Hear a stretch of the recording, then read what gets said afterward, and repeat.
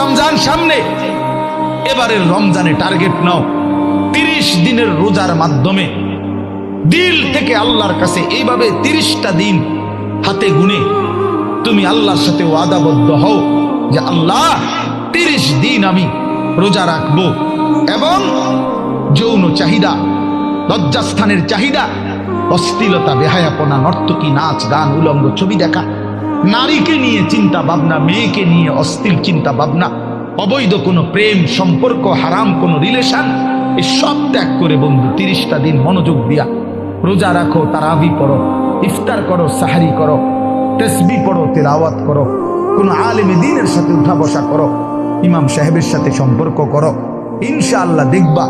আল্লাহ চাহে তো 30 দিনের মাথায় আল্লাহ বলেন লাআল্লাকুম তাত্তাকুন, আমি আল্লাহ ওয়াদা দিলাম মোমেন তোকে মুত্তাকি বানিয়ে দেব।